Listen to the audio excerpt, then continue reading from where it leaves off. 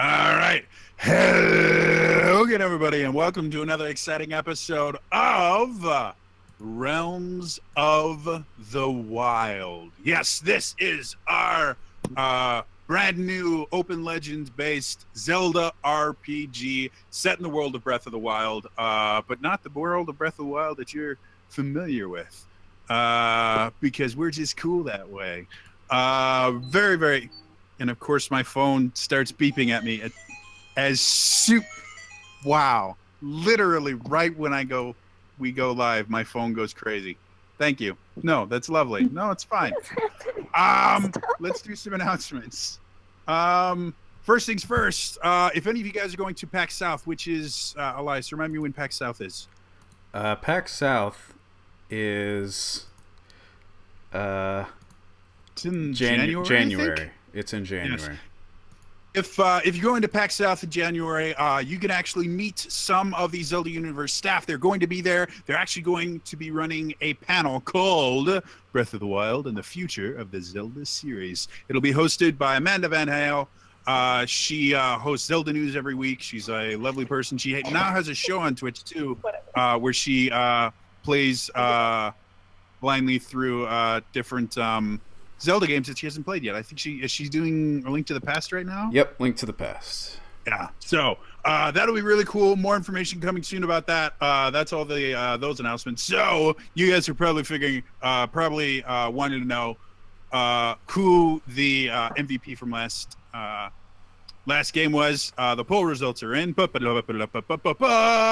MVP from last game, as voted by you, the audience, was Pierre. Yeah! You may notice a lack of Pierre today.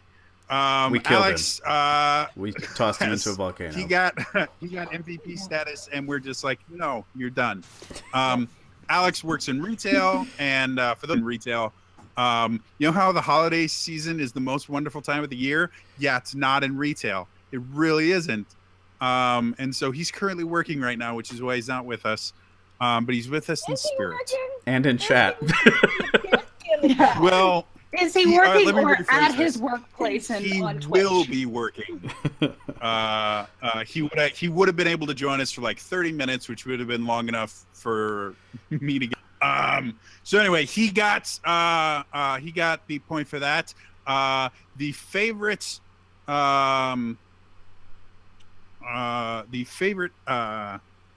moment from last week's episode, as voted on by you guys by your likes, was actually submitted by Invisible Jazz at Invisible Jazz on Twitter. It is another good episode of #Realms of the Wild. Probably highlight being the world's best answer. Kestrel, are they openly Sheikah? Haruna, I don't know what that means, but maybe. So, Kess and Haruna, you guys both get an audience legend point. For those of you who don't know what those are ways for them to add advantage to their roles, make it easier for them to do really, really cool, awesome stuff. Last week, Kiri was able to do some amazing, crazy damage to a Talus, and then do other really cool, amazing stuff with her legend points. This is Open Legends way to kind of reward players for role-playing and other stuff like that. And the cool thing about the legend points that you guys give them is that they are not bound to the limitations of Open Legend. If they have 6 audience legend points, they can just use all 6 on the same roll. Doesn't matter. So the more points that you guys give these guys, the better off they could do, the harder you make my job, all that much, fun stuff. The other announcement I have for today, after announcing that, I have to actually look. Yes, we're going to be doing something. We're going to be starting something a little bit kind of unique. There are other shows that do this, but there aren't many. You, the fans, are amazing and wonderful and lovely. And you are the reason that we're now on episode 5. We've been doing this for over 2 months now. It's really, really cool. And I'm certain that you guys would like to get to know more about the cast, more about, maybe the process to make this. Everyone but Elias. No one actually wants to know Elias. Nope. He's just kind of here. He was a producer, so kind of rude. I love you, Elias. We're going to have a Q&A hangout session after the show today. So we'll have a very, very, very short break, like a minute tops. So if anyone needs, if any of the cast needs to like refill their drink or something, they can. And then we will just be here talking amongst ourselves, answering questions from the chat. I have questions that I can pose to these guys about their characters and stuff like that. You guys can ask. Some of the answers will be, wait and see. But for the most part, it should be fun, and you guys get to hang out with us and ask us silly questions like, if Kess was a tree, what kind of tree would she be? Stuff like that, whatever you want. We'll be doing that directly after the show today, so please stick around for that. And if it does become popular, and you guys like it, we may do this once a month, once every other month, just so again we can interact with you guys. We really, really do enjoy having you guys in chat and being able to talk with you guys and acknowledge each other. But in order for us to do that, we kind of need an episode to talk about, to be honest. So I think one other announcement. We've been mentioning it before. We do have a special guest that will be premiering. It's not Elias, as much as he wants to be the special guest. The gentleman goes by the name Don Diego. You've probably seen him in chat as Classy Don Diego. He's a lovely person who's having internet trouble right now. So he may be showing up magically, or he will be showing up magically later in the stream. But we will have a brand new character you guys get to see and meet, and I get to try and kill off so I don't have to bring him back. So yeah. That'll be a lot of fun. I'm a lovely, compassionate dungeon master. It's false. I don't think that is. So, that being said, let's get into the game. Yo, I have to very quickly. I'm monitoring like 7 different things right now, which is how this normally goes. I mean, it's not new. All right. So, to bring us back into the game, last week you guys killed the Talus much, much faster than I was expecting you to, because Kiri rolled some crazy high dice, and I then didn't do anything. Pierre finished it off. Yeah, and Aruna just kind of stood there and then found out that gems bounce and Rito don't. So that was cool. I did do 3 damage at the very beginning of the fight. After that, you guys made it to Kakariko Village, which is the home place of Kess, or at least she thought. And as you guys wandered around, more and more strange things started happening, and Kess started acting more and more strange and more upset. And finally, you came to a house, and Kess said that it was her house, but the people that lived there never met her, didn't know who she was. They did react very oddly to her, and they asked her about a name she had never heard. And then Kess kind of turned to the rest of the party and said, "We need to talk now." So Colin, their guide, said, "Hey, I'll meet you guys at the inn. Lunch is on me. Don't worry about it." And he ran off ahead, and that is where we're going to start. So you guys are on this road. You're in front of Kess's house, or what was Kess's house, or should be Kess's house. You're not 100% sure. The road itself is dead at this particular point in the day. You guys know where the inn is. You know it's another 5 to 10 minute walk from where you are, so it will not be very difficult to get there. And if you guys want, there are plenty of places that you could go for a more private conversation if you don't want to have a conversation in the middle of the street, which is where you are right now. But there is, as far as you can tell, there's no one around you other than you 4. And you do notice that Pierre is remarkably silent right now. And you think he'll probably be very silent for the next 2 hours. Pierre, you're quiet. He just gives you double feathers up. Seriously, Aruna, I don't know why you always think that we're awkwardly quiet when we're not. But you were awkwardly quiet until just now. I don't know what you're talking about.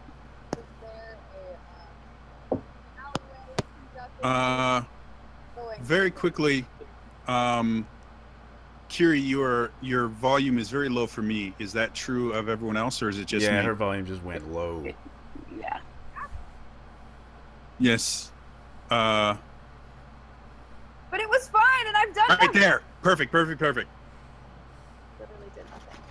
I don't know. She yelled, is what she did. Oh, she yelled? Okay. I don't know. Tear myself up.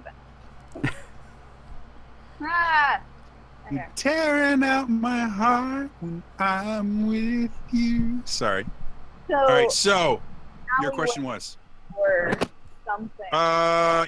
Yeah. You can find again, with this being a more rural town, there's not so much alleyways as there is like spaces between houses and stuff like that. Okay. City stuff like that. But yeah, you can definitely find a place where you're not going to be bothered. Let's put it that way. Or something shaded, or like just so we can do shady things. I mean, in this talk, no. Yep, you find that without too much difficulty. It's 20 feet away, kind of in a an area between two houses. There's a tree there. It doesn't look like either of the houses that anyone would be able to hear you. Mike's popping. I heard only half of that. Sorry. Okay. Well, it looks like it's done popping now. We'll see what happens later on. Tech issues are fun, folks. They're not fun. And we've been working on them for an hour. Okay, so fast service. Clearly on the verge. I can't hear you, Kiri. Seriously? Wherever your mic is, just put it right next to your mouth. It's in here, but I keep picking up. Yeah. It sounds like your connection is not that great. Try pushing in the mic connection. Yeah, the mic connection. Try pushing it in a little bit more. The mic connection. And I mean into the computer is what I mean. I know that. I'm saying it should be taking it from the computer because this, I think, has a shortnet. Oh, okay. Which would explain all of the popping in. Maybe it's using that mic then, because it sounds like there's a short happening. Yeah. Well, this was all working right until this point. I swear to you guys, everything was working when we started. It really was. All right, this is less fun. We can hear you. It sounds better. What? We can hear you. We can hear you. Yeah, that's because I disconnected my fun little elf ears, which apparently are now compromised. I'm sorry. R.I.P. elf ears. They were $20. I'll get new ones. Okay, so in mid panic attack. So back to the game. In mid panic attack, she's going to essentially be like, okay, so that was my mother, or at least someone who should have been my mother, and this is my home. Not so I don't know what's going on, but it's all wrong, and I'm kind of having a moment, and my heart is going very fast right now. Okay, hang on. So she was your mom or wasn't? A little bit. What did you say? So she was your mom or wasn't? No, she should be. That she is, but she doesn't know who I am, and her husband is not my dad, and I don't know what's going on. Did you hit your head when you were fighting the rock monster? Crazy! I am not crazy! This is the...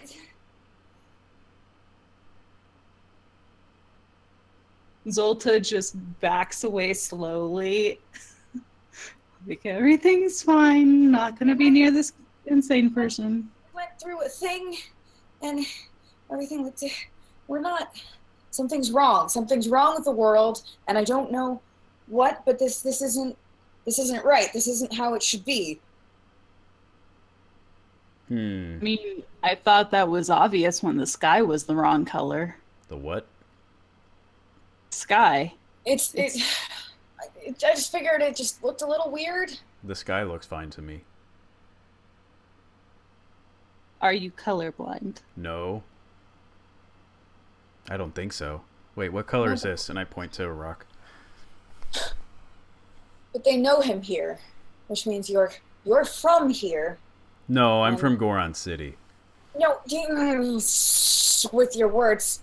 And she's gonna bring out her little her little notepad and just start making like little calculations of like, okay, here, and no Yiga plan. You know, the Yiga clan is here, but everyone's not assumed to be, and if not, Shagwan Shika. Are you saying any of this out loud?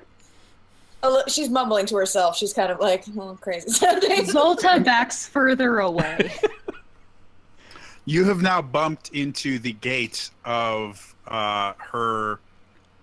You're not sure if it's her house or not anymore. Like at one point she said, that's my house, and now it's not her house, but then it is. So you've backed into known as her house. It's like the artist formerly known as Prince. But. Yeah, Zolta acts like it was totally intentional and leans against one of the posts of this fence with her legs and arms crossed, like this what I meant to do.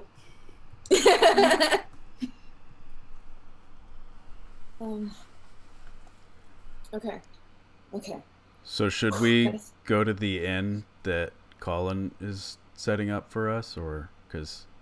I mean, probably we gotta figure things out.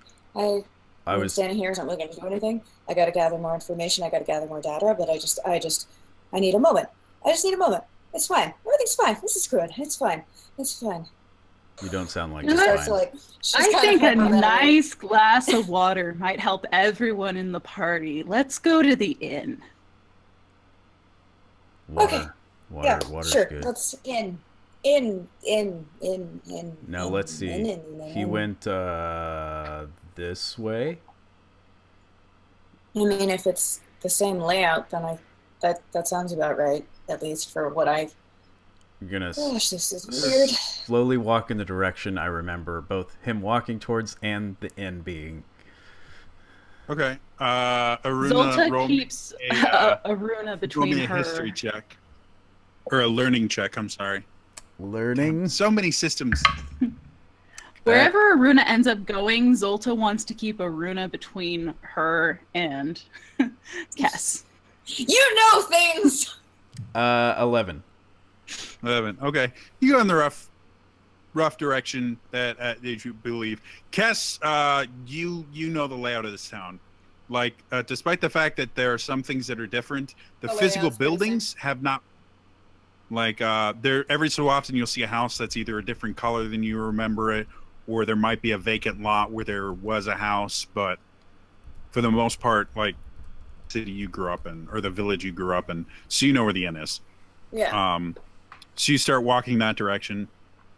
Aruna and Zulta follow behind. Zulta remarkably far behind, and she seems to be watching you as you go. And I'm assuming, like, as you're walking there, you're mumbling to yourself and you're jotting down notes and you're looking at different things. And all the notes. Data comforts me. Going. You eventually get to this inn, and because it is the town itself is not very large. In the town, the place doesn't get many visitors and stuff like that, so it's more of an eatery than it is a place to rest or anything, because there are so few guests. And because it is the only inn in the town, it is simply called the Inn. There's no cat. There's a big sign that says the Inn, and everyone has always kind of joked about it, or at least they did when you were younger. That, oh yeah, the Inn.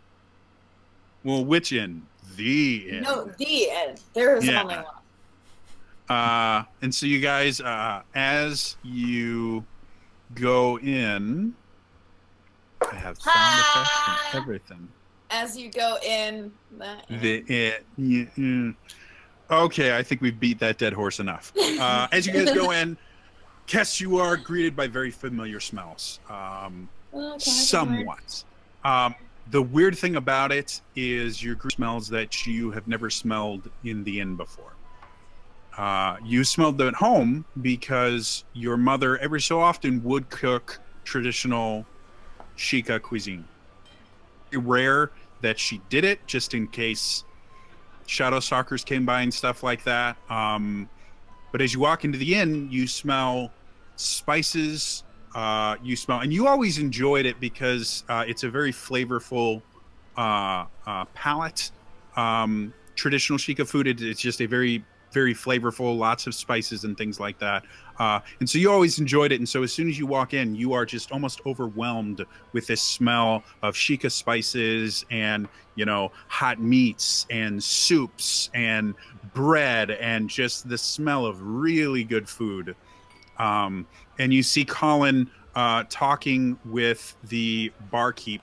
And as you come in, he kind of waves and then points at a table in a corner that's one of the larger tables, easily large enough to fit all of you guys around it, even with Aruna being there and being larger than most of you guys by a fair amount. Points over there and continues speaking with the barkeep. What would you guys like to do? I walk over and take my 2 seats. Okay. I'm going to get Kess and myself glasses of water. Okay. So you walk up to the barkeep. Do you flag down? Do you attempt to flag down someone that you assume is a waitress? How are you getting this water?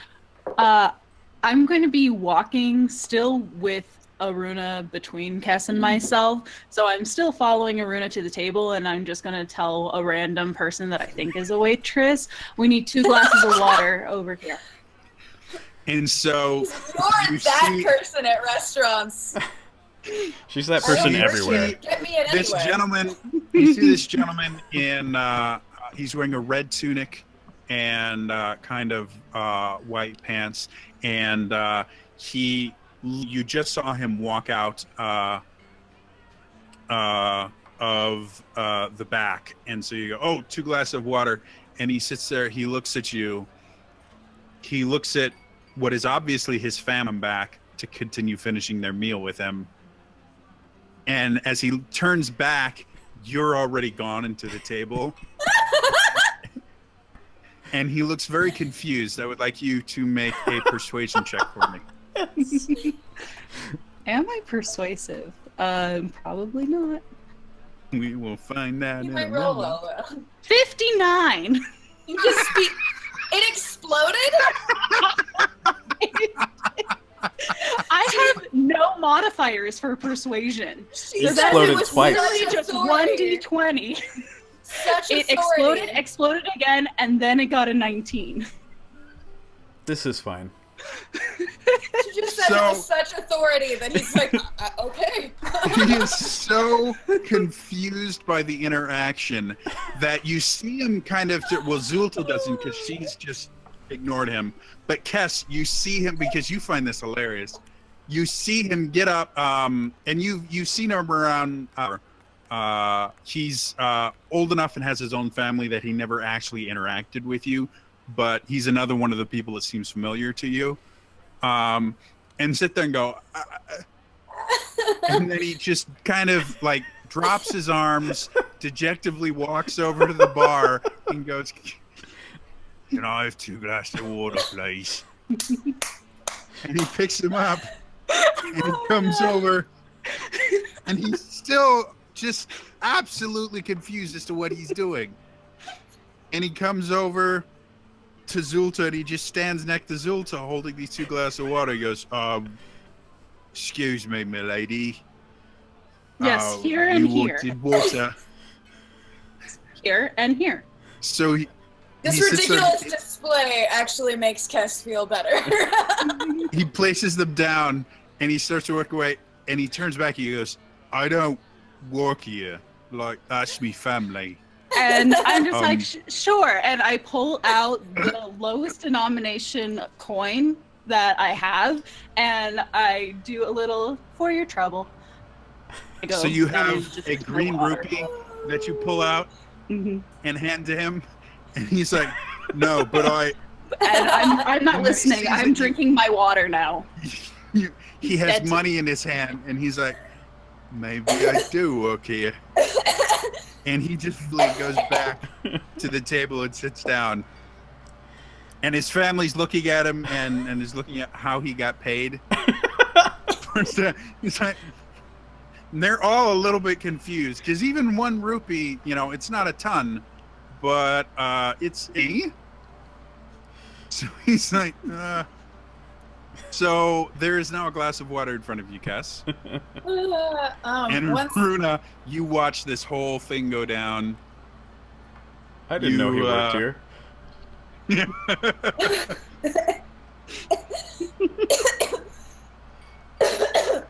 Once she finishes laughing and kind of choking a little, because it's like, oh, I needed that laugh so much right now. You're like, thank you. Drink your water. Yeah.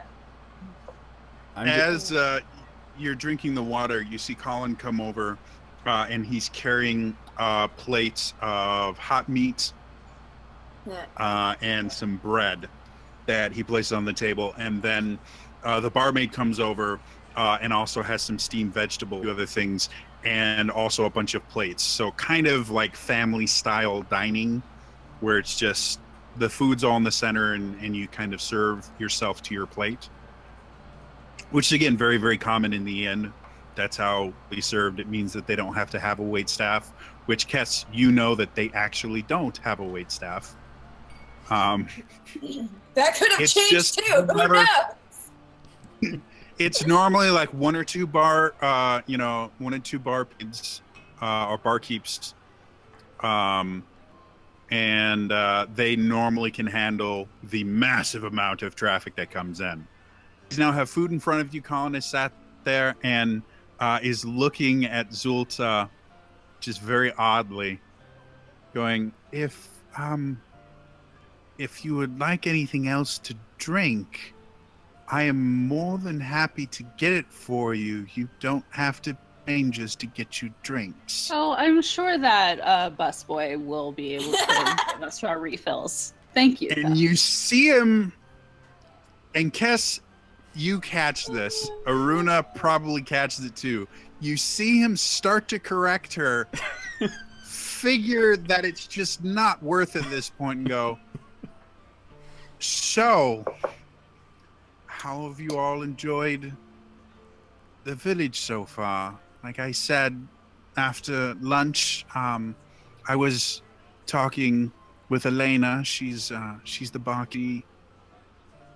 Has actually sent someone off to Impa. So after lunch, we can go and speak with Impa, and she'll definitely want to meet you, Cass. It's been so long since we've heard anything from this, to be honest. Yes? Sorry, is Impa in my village as well? Yes, Impa is the leader and technically founder of the village. I mean, fair, but clearly the worlds are different, so she might be one of the things missing.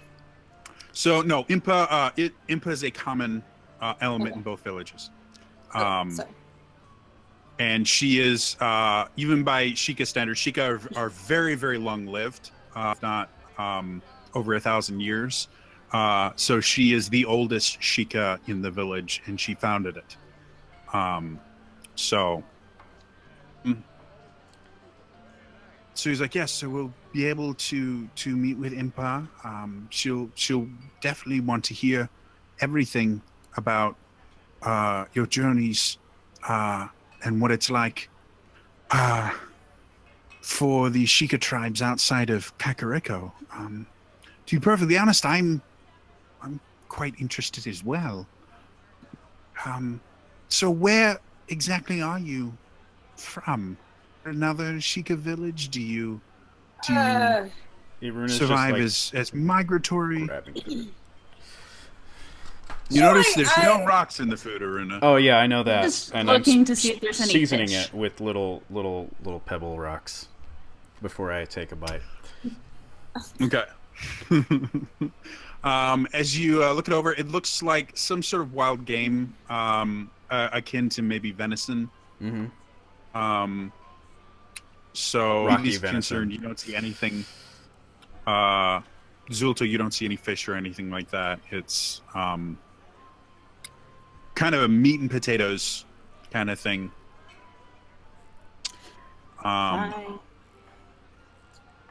It does smell interesting. You have a very, with your noble upbringing, you have a very, I guess, sensitive palate, where you're used to eating fine food and things like that, and so different spices and things like that, you're going to be able to more out of this meal than say Aruna, who's just heating up rocks with meat. That's right. So you enjoy Sheikah food, but you have never actually had traditional Sheikah cuisine. But So I this assume will it's be a better new than that cabbage soup from before. Yeah. Mm-hmm. Okay. This actually looks it would be comfort food would be the best way to describe it.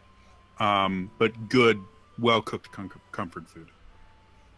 Back to Cass, he goes, so yes, do you survive as migratory, like a migratory tribe? Is there another village somewhere else?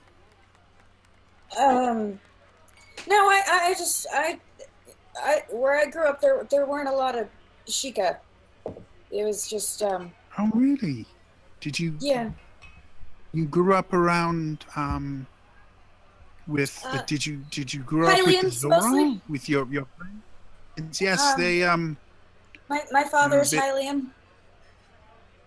Oh, I was unaware with your red eyes. Generally, within a generation or so, once Hylian blood is mixed in to go. Yeah. Trust me, I know. Well, it's nice to hear. Did you grow up in one of the villages around? She was wondering if you guys were openly Sheikah. Do you know what that means? Okay. I'd much rather hear about Kakariko and not talk about my childhood. Certainly, I have no wish to be rude. As far as openly Sheikah, I'm not exactly sure what that means. Neither am I. Maybe? Have you? That's what I said. Have you ever encountered a group known as the Shadow Hunters? Shadow Hunters? No, I'm not familiar with that. Are they? What are they?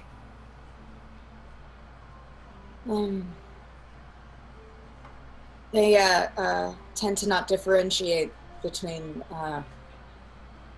Sheikah and the Yiga clan. And as you say that, kind of a hush falls over the inn, and they all kind of look at you, and then very quickly go back.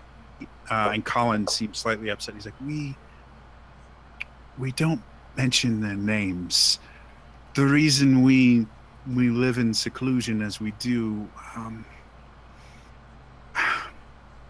after the original sealing of Calamity Ganon, people started to fear our technological prowess, our abilities, and our longevity. They started to fear Sheikah in general.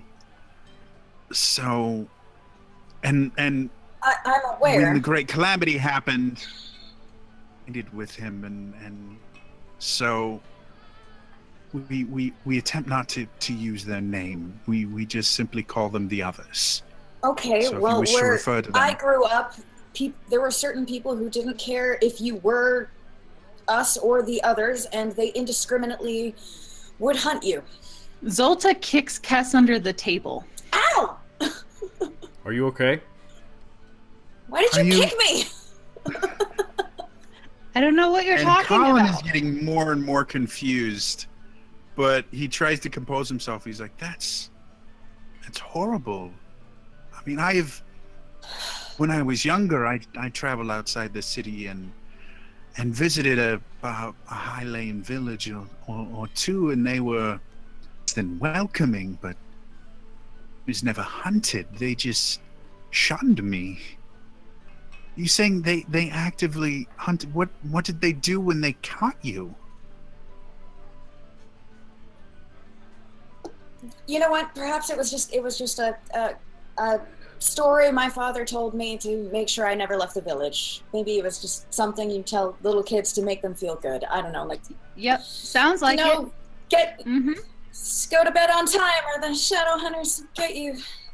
Yep, that sounds exactly what that was. It's a really weird bedtime story. Yeah, well, some parents are assholes. Yep. And he's just kind of taken aback. Well, I'm sorry that you had that experience. Like I said, you'll stay. We would have to find some work for you here. But Oh, no. Sorry, I can't stay.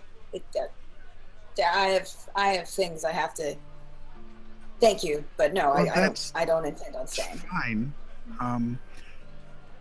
You haven't. Are you okay? Yeah, I'm just making fun of my friend who's up there. Trying not to camera. He goes, you haven't touched your food yet. Are you not hungry? Is this not cooked to your liking? No, it's lovely. It's really good. I'm not. Yeah. If you want any of my rock seasoning, you're more than welcome. Anybody. I'm good. Colin. Zolta just ignores that. Okay. And then Jodie left us forever. Colin, you seem a little down.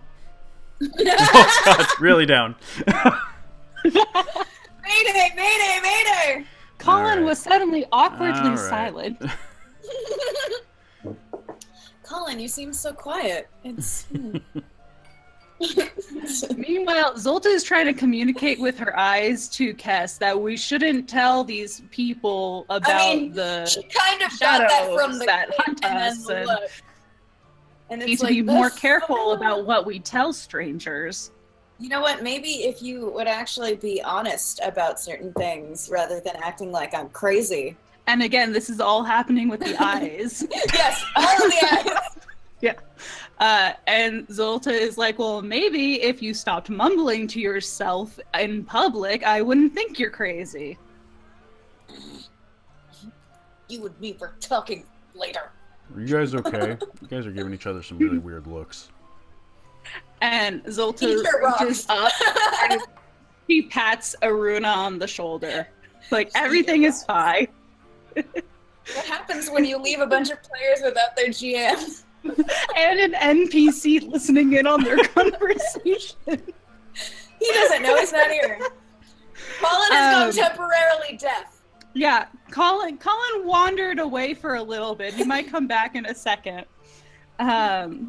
Would you like to have a quiet conversation? Now, Pierre, in fact, you haven't said a damn thing this entire time. Oh, Pierre, I forgot you were there. Oh, you're still not saying anything. Okay. No. I'm going to temporarily take control here and say that Colin, who is now disturbed by our weird talks, has gotten up and been like, I'm going to go get some water for myself or something. So that we can actually talk about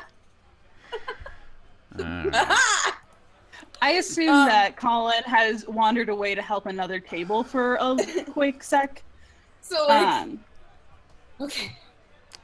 For the time being, you clearly know there's more going on here because every time I try to find out what's going on, you kick me or give me a look or pretend you don't know anything, and I'm not gonna lie, you're really bad at lying. Well, that hurts and is just not true. Okay, reflecting. Stay on the subject. Look, when we got here, the sky was the wrong color. We came through a freaking to this world, and then there was a guy died in his sleep, except he was the guy from the other world who was attacking me. So you're acknowledging that that happened now? Because only earlier... quietly if you're a little bit quieter, so maybe people don't overhear you. Wait, you told me not to tell you. You were telling me not to tell anybody. Eat your rocks. Okay. Eat your rocks. Well, there's meat and potatoes here. Grown-ups are Those good talking. too. Hey, I'm a grown-up. So this guy in this world suddenly died, but he was the guy who was attacking us in the other one. But he looked a little bit different, and then your mom is not your mom, but she is your mom. Exactly. And when we had that as a private conversation, you just happening. slowly backed away. Yes, I know something's happening, but when I tried to talk about it privately, you just I slowly needed backed time away. to process, okay? Fine. You processed. There's having like a little hissy conversation. And it's just very quiet. This is a very quiet conversation. Oh yes. No, it's very quiet, very like low on the table. Like we're leaning across the table like this.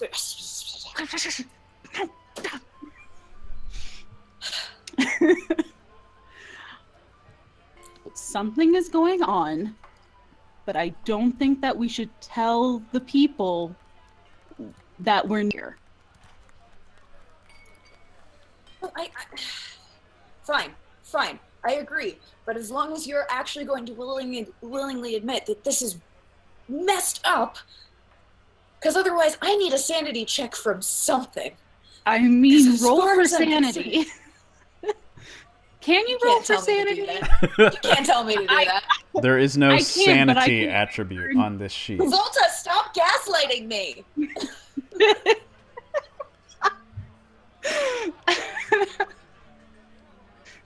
My world is different. Actually, yeah, you know what? I'm with Imp in my head. Whispering in public. You guys are that couple. Yell. We'll settle this when we get home. Oh, like hell we will. Just don't yell in front of the kids again. Is Aruna the kids? Yes. Aruna is definitely our kid. I'm not a kid. And I think Pierre is that uncle who ends up at every single family outing. That you're not actually related to, but you just call him Uncle Pierre. Yeah. So really quickly, Jodie's computer crashed and he's coming back as soon as possible. Okay. Well, we've continued the story without him. Also, out of character, my uncle who was like that, I would play Thumb War with him. Just random fact. So... You can't play virtual Thumb War, can you? So do you guys think that when... And so this conversation between Zolta and Kaz has devolved into furious whispers and a thumb war.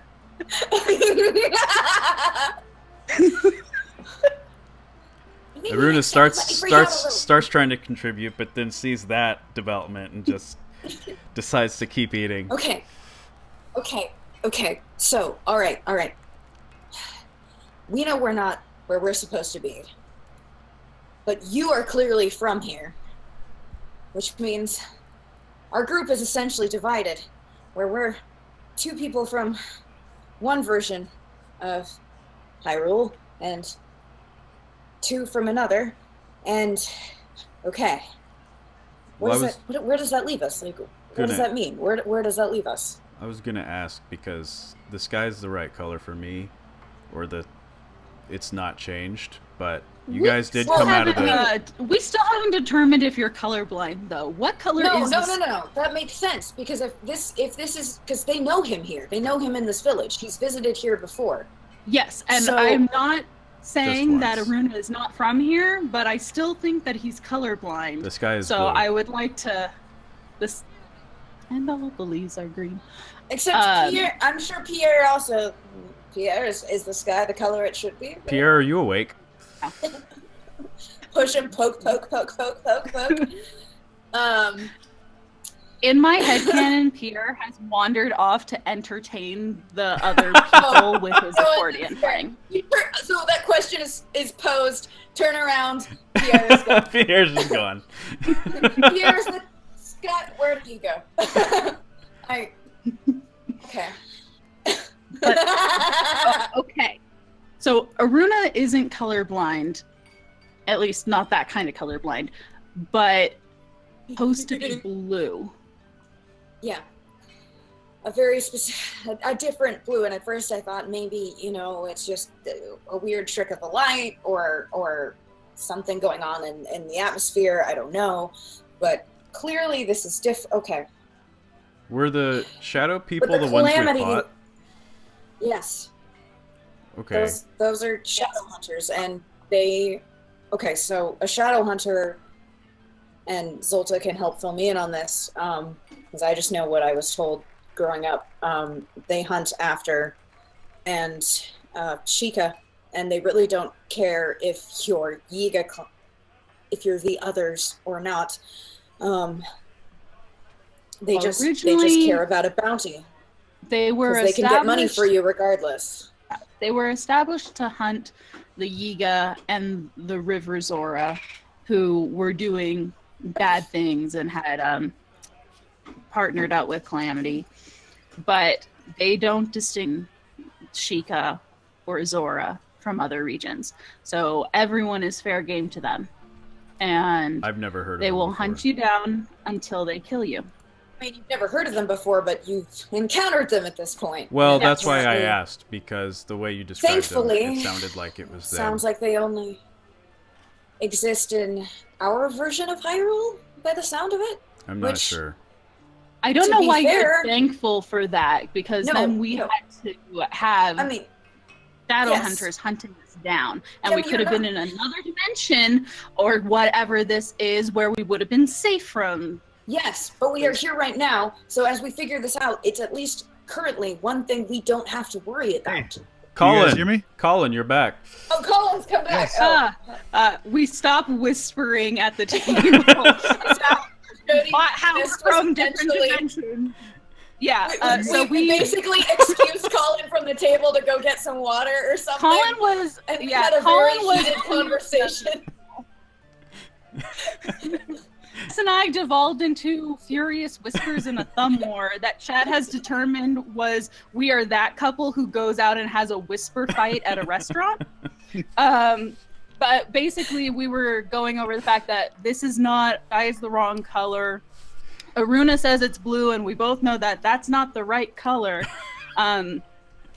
So maybe you can remind us which color it's supposed to be. Technically, the sky is technically blue where you come from. It just has kind of a slight lavender tinge to it. It's still blue. It's still a shade of blue, but your blue is. But just to catch you up, we have. Finally, Zolta has agreed, yes, I know that this is the wrong place, and you're not crazy. I just needed time to process, and there was a maybe exclamation of, stop gaslighting me! And also, don't talk about this in front of other people, and we determined that Pierre is trying to entertain the rest of the with his accordion playing. Yeah. And you saw Colin, you saw Sparks... You saw sparks shoot out of Colin's ear as he went, you're rebooting, as my computer just went to shit. That's weird. Wow, I have never had, since I've had this computer, it has never crashed that bad. That was impressive. It's okay. I think we ran with it. We pushed the story forward. We stalled as best we could. Yeah, that's great. So as Colin comes back, you guys start hearing some commotion outside. And it starts off as just kind of like noise, like maybe some kids or there's a fight in the street or something like that. And and Colin starts as he comes back over with whatever it was, drinks or whatever it was Water, that he went to go get. He can't even remember at this point. He towards the door and he goes, "That's very odd." And then you guys hear a scream, a very high-pitched scream of terror. Very obviously terror. Not a good sound. Colin immediately reaches towards his waist, and there's nothing there.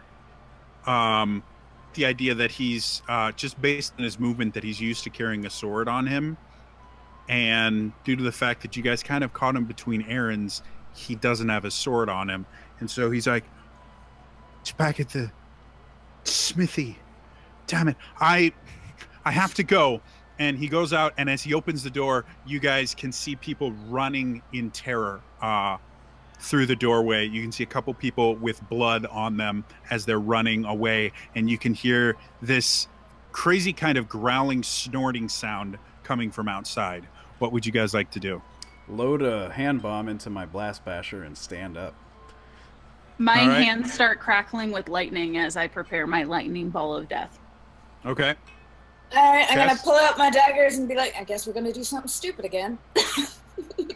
Pierre is like, "I'll sit this one out." What? No! Sure. But I will support you with music. Oh yes! We don't need a soundtrack, Pierre. We need daggers. You do notice nothing is coming in. Wherever the conflict is, it is outside, and it's far enough away from the inn that you think that it's probably going to be a little bit of time before whatever conflict is happening is going to come into the inn, if it does at all. Can I just not grab, because that's probably a little forceful, but just kind of stop one of the bleeding, running people inside and be like, "What happened? What's out there?" You'd have to actually go outside to get to the bleeding, running people, because they're running past the inn, not into it. I thought they were running into the inn. No, they're fleeing from something. They're running in to the inn. Well, they're running past the inn. I will go to the doorway to look outside. Yes, fight the GM. That's a great idea. No, we'll just make his computer crash again. Get my daggers ready. So I'm sorry, Aruna, what were you going to do? Go to the doorway and see what's going on out there. All right, so as you go out, you see Sheikah running in terror from what looks like 4 figures that you have probably seen before in your travels and learned to avoid. They are these tall, lanky humanoids, but instead of normal facial features that you would expect, they have this long tusks, and they're wielding spears.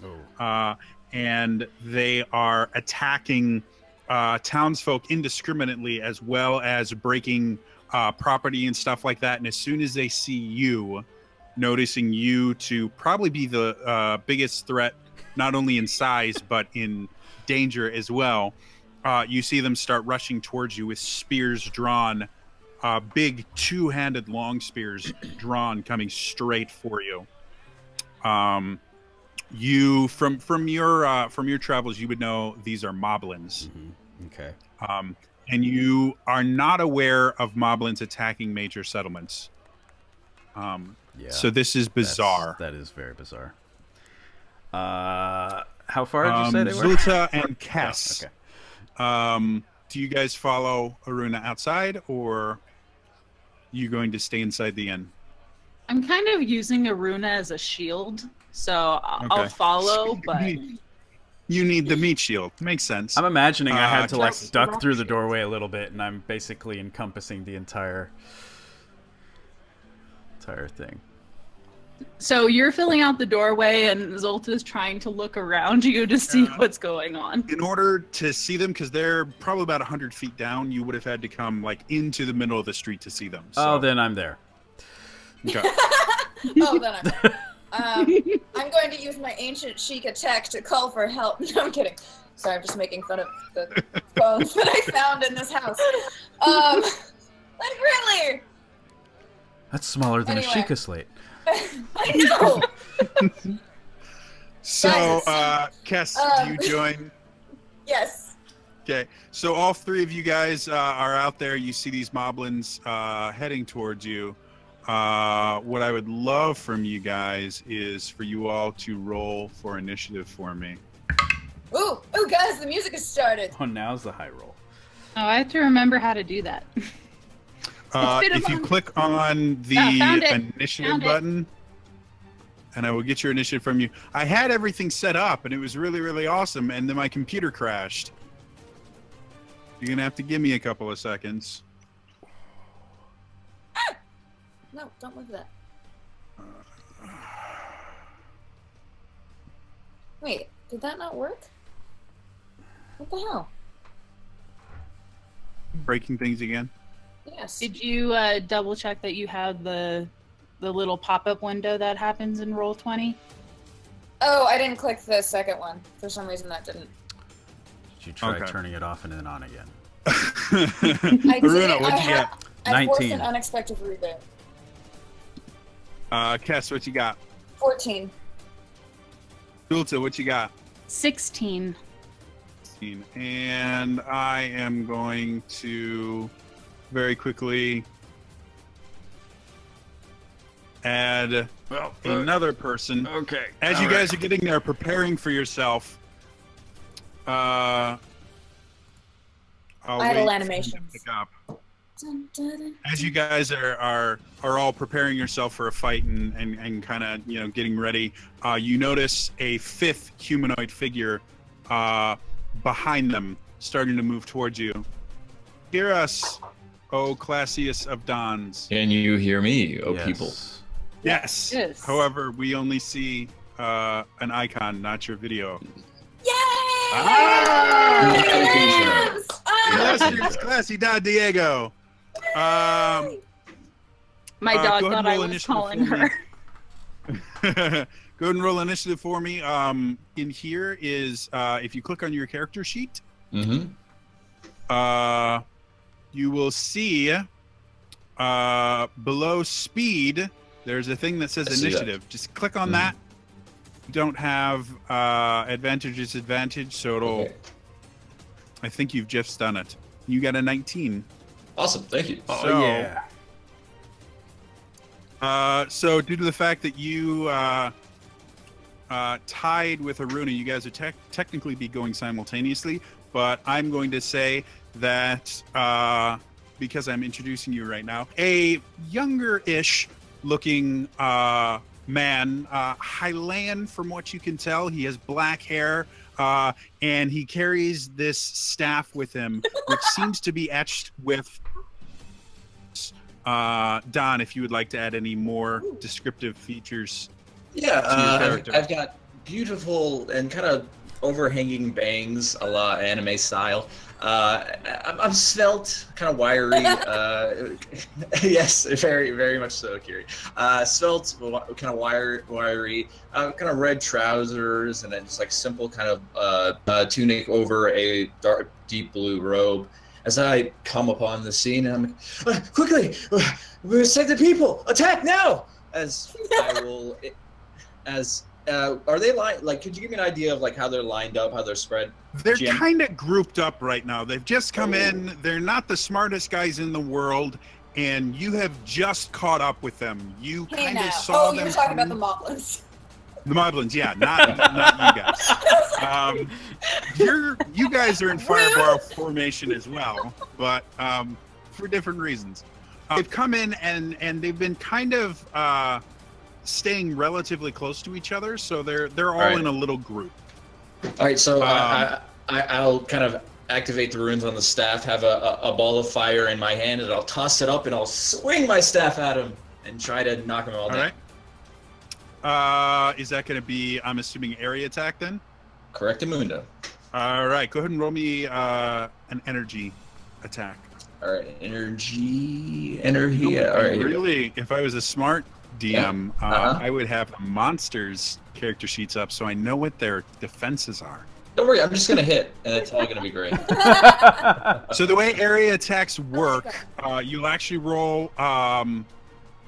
Yep. Is it going to be a separate attack? Yeah, I'm gonna say you're gonna roll a separate attack for each person. Okay. So how many attacks is that? Grand total of 4, seeing Okay. as they're clustered together because they're stupid and don't understand explosions. No problem.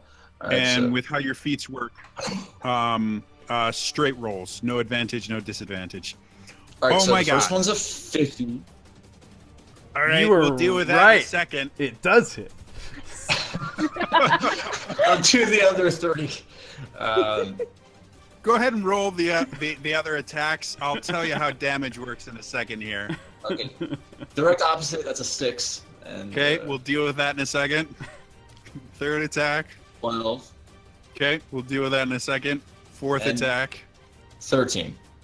All right, so you sit there and you smack this ball of fire towards the enemy, and 3 of them see it coming and dive out of the way. The 4th one of them just kind of turns to his friends and goes, "Where are you guys?" And he is incinerated completely. Normally,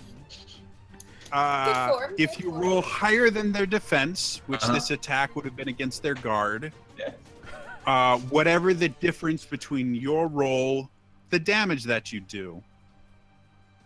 And you will always do at least 3 damage minimum. 50 is much more than what their guard is, and much more than their maximum hit points. So one of them is incinerated completely. With the other 3, Open Legends is built around the idea that every roll matters. So even though the other 3 rolls you beat their guard, you have a choice that you get to make for each one of these. Either you can decide that the attack itself just misses and we can go on with our lives, or and you're going to want to write these 3 options down. So Okay. you get to choose. You choose one. I choose one. And the 3 options are a Bane of level 3 or lower. You can do 3 damage, or you can move 10 feet without provoking an opportunity attack. So for each one of these guys, you can choose to fail, which just means that they don't take any damage, or you can choose one of those options, but then I also get to choose one of those options for the monsters. Okay. So I will leave it to you for the 3 moblins that you missed. What do you want to do? Or you didn't hit? So I think maybe stunned by the. I see that's one of my Bane options.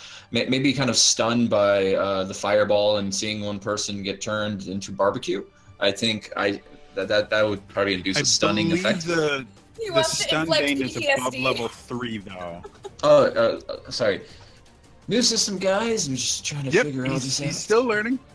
Yeah, it has to be a Bane of level 3 or lower. Okay, got it. All right. So for you specifically, especially since it was a fireball, something very common for Bane at least would be persistent damage. You set them on fire. I mean, that makes thematic sense. Okay. Fire, so you got fire burns. 3 people set on fire. They'll take damage at the beginning of their turn, which is not now. So you guys watch as this guy just kind of appears, and he's yelling, attack and everything, and then he just crafts and like baseball swing smacks, incinerates one of the moblins instantly, sets the other 3 moblins on fire to where they're running around with chickens with their heads cut off, and kind of standing there waiting for you guys to do something. Aruna, as soon as you see him do that, you are already prepared for action. What would you like to do with your turn? Well, Aruna thinks that was really cool and starts I think immediately. the whole party thinks that was really cool. Just really quickly looking at the ground around him, looking for a stick of arm's length, Aruna, do not try to do the same thing. Go ahead and make me a perception check. Perception check. Okay. Sure, Runa has massive perception. I have some. Not Not enough. Big eyes. Not enough. That's a 3. Okay. You sit there, and as you're looking for a stick of some sort, you unfortunately spend so much time looking for this stick that your movement action. So you still have your action, Yeah. but you use all of your movement looking around for a stick that you just couldn't find. Mm-hmm. It's a very clean road. Yeah. Goodness. So you still have your action and as many might do. Good city cleaning. Yeah. Okay. Street sweeper. Well, then he's just gonna good guy. give up on that idea. And you said they were what, 100 feet away? Let's say in the time it took for you guys Or I to was in kind the of get middle settled the and everything. Yeah. Let's say that you guys are they were roughly about a little bit closer, about 45 feet away, roughly, because they're on fire and running around. Oh, yeah. Well, then I will, yeah, I can't do that. I will chunk a hand bomb at the closest one. All right, go for it. Make me an energy attack.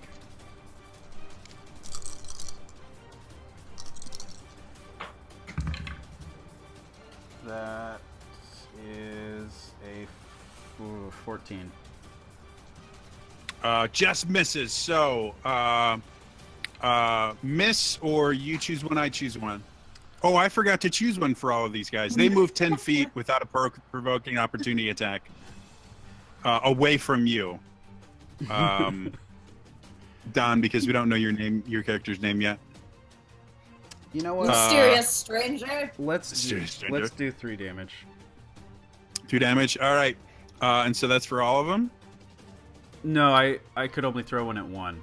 Oh, is it? Oh, is it? Yeah, one. I could sorry. without my movement. I can't use the big bomb. Yeah. So yeah, you hit one. He is so far away from you that he can do nothing. So he's just going to run towards you. And close the distance to now away. And then Sid's turn. Zulta, you are up. There's this guy running towards us, so I'm going to attack him with my He's lightning. on fire.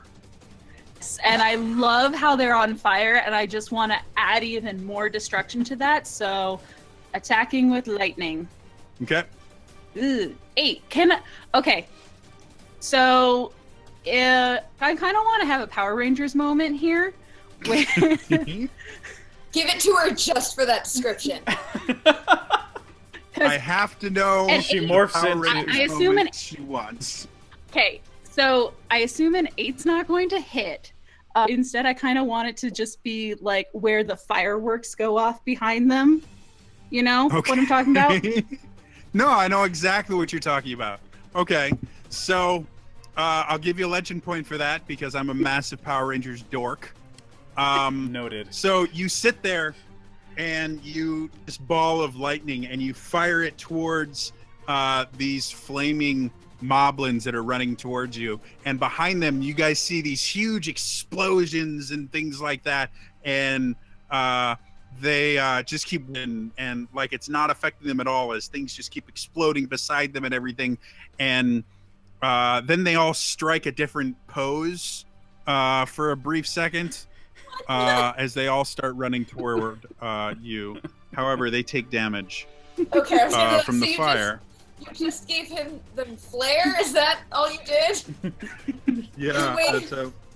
You know what? I've had enough of you questioning me today. We'll talk about this later. If you stop doing random things that serve no purpose, I'll stop questioning.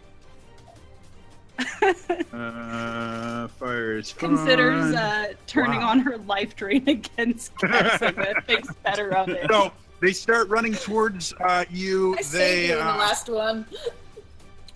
they realize that probably the most dangerous is the one that just made the giant explosions behind them that were so cool. So 2 of them are going to take attacks. Zulta. No. How you feeling about them explosions now, huh? Does a 7 hit? No. So when the GM rolls under, he doesn't get a choice. He just fails. So the second one comes up. The sad part is they have advantage 2 on these rolls, and they got a 7. Yes. 23. Does 20 hit your guard? Yeah, that beats it by 10. Beats it by 10. Okay, so the first one rushes towards you and thrusts a spear at you, and you sit there and using a little bit of static electricity still on your hands, you kind of shock the end of the spear and deflect it away. While you're doing that, you feel another pierce your side, and you feel an immense amount of pain as you take 10 damage, and you are going to be demoralized. So you have disadvantage 1 on all action rolls. She doesn't have enough morals as it is. So Cass was just yelling at me. I just got hit by this thing. You have had a day. day. So he sits there and he kind of, not only does he shove the spear in, but he twists it and uses it to pull you in close. And he snarls, and you can smell rotting meat on his breath as he snarls at you, and then spear out of your side, and you're bleeding a little bit, and you definitely are feeling that your full potential is no longer where. And then Maybe the you should third have a glass one. of water. The third one goes towards the large rock creature thing that threw a bomb at him. Sup, bro? And does a 20 hit your guard? Yes. Okay, but not 10 over? 3 over. 3 over. Okay, so you take 3 damage as he comes over, and as he impacts against you, again, you have relatively thick skin, so it just kind of, as he hits your chest, he actually hits in the center of your chest, and you just kind of turn a little bit, and instead of it piercing your chest, it kind of just slashes across it, and you have this slight cut into your skin, but it's thick skin, so it doesn't hurt really badly, but you definitely did feel that. That is the end of the moblin, so that brings us to Cass. Where are the moblins exactly in relation to me? They're within 10 feet of you. All 3 of them, 2 of them are right next to Zulta. One of them has a bloodied spear with Zulta's blood on it next to Aruna, and you guys are all kind of next to each other. So within 10. Okay, I would like to use my hookshot grab to try to take away Mr. Bloody Guy's spear. Cool. Go ahead and roll that Bane attack. Rude. 20. Definitely works. Where do you want to throw it? I mean, you can throw it within 15 feet. I just want to grab it. Can I just go boom with the hook shot and be like, "Ha-ha! I have taken this away"? Not at the power level you're at right now. You can't grab hold of it. You can basically throw it. You take it away from him, but it lands on the ground. All right. There's if you hit power level 6, you can actually grab it and take it and hold it. All right, then hookshot grab is a little misleading. I'm just gonna say. You grabbed it from him. Really knocked it out of his hands.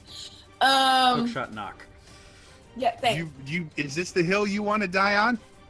I mean, I might be maimed on it. Wait, we're fighting on a hill? So should they roll down the hill after they get hit? I might be willing to get, like, a flesh wound on this hill. No, I'm kidding. So you see him surprised immediately because of how far away you are, and he's never seen something like this do that. And he just seems really, really angry. His spear drops 15 feet away, and he just snarls at you. Is there anything else you want to do with your turn? Is there anything else I can do with my turn right now? Well, you can move. You don't really have any minor actions right now. Yeah. Okay, I think I'll stick where I am. All right, that actually moves us right back up to the top of the order with the mysterious stranger. Mysterious stranger. They have run like little babies, fireball, and are now roughly about. I have to do math. That was 20 feet. They're about, let's say, 60 feet away from you. All right, and the one that attacked is Zora, right? That one, his spear has been disarmed. Yep. Right. It's been ripped from its hand, and you watched you watched this Sheikah sit there, shoot this device at the creature, and then just rip away the spear, and it landed. And so I will probably, having seen what had happened, unfortunately, to the Zora, I'll be like, she needs my help. And my base is 30, so if I go 30-30, I can get closer, right? And yeah, with your energy ability at that rank, you have a range of 50 feet on any energy ability. Then in that case, for flavors, I will light up another fireball and go, "Don't worry, I'm not trying to hit you," as I throw it at her, and then I'll. I'll use the energy. Well, I'm using the energy transfer staff, also known as the ETS. So I'm going to try to get there real quick. Okay. What?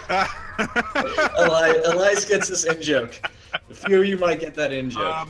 You're going to have to describe to me what kind of energy you transform into and how that energy travels. All right. I think lightning energy and just kind of shooting and kind of cracking all over the ground as if there was a bunch of like footsteps. So you guys watch as he starts going forward, and he's like, "Oh, I'm coming!" And then you watch him as his body starts to glow and shift and change, and then you see a bright blue bolt of lightning, similar to the lightning that you yourself control, Zulta. Just he turns into this bolt of lightning and shoots forward, and then he reappears. Well, it's flavor text, so we're just gonna. Normally, you would roll a check for that, but I don't actually. I'll do it. Okay. Make me an energy roll. Okay, sure. That may change how things work. Happening. As long as he succeeds, Zolta sees this and she may be demoralized right now, but she's really into this. You can turn into lightning. Oh yeah.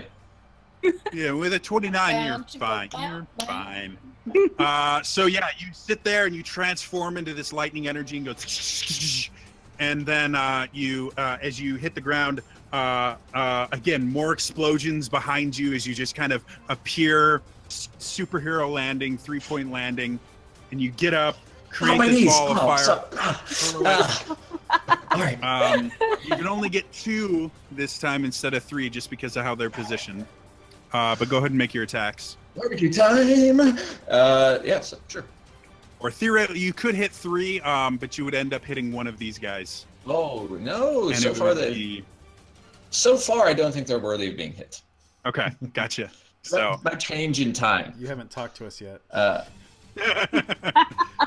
You're right. That's exactly why you're not being hit by me. All right, so go ahead and make your attack rolls. Sure. First is 11. Okay. Second is 14. All right, so both of those miss the mark. Again, fail or you choose, I choose. I will. I'll just do some damage. I'll deal 3. Okay. And with that, another fireball heads towards them. This time they see it coming. They dodge out of the way as much as they can. They're still singed by it. As they do, though, they both just kind of swing their spears out. And Zulta, you take a total of 6 more damage. Ooh. Did you have to do that? Wasn't one of them disarmed? Or was that? Yeah. You are right. Because one of the ones So close to her he- shouldn't be able to do anything. Not with his spear. What fair. he's actually going to do is he invokes a bane.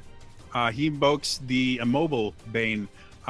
He grabs and restrains Zulta to the point where he now has his hands kind of on your hands and is holding you and restraining you, able to move at all. So you only take 3 damage, but you are now also grappled by this pig creature. Aruna, you're up. I, in my immediate vicinity, have one moblin near me who just tried to stab me in the chest. So I figure I will return in kind and punch him in the chest with my blast basher. Go for it. So you guys see him with this strange brass knuckles type contraption go and just swing it towards this them and does something good. I'm assuming he raised his hands. Yeah. Of course, with Elias, that could be just mean that he rolled on the table and they didn't hit the ground. It means I'm still not over the ETS staff. It's 14. It's 15? 14. 14. Okay, so fail, you choose, I choose. What you want?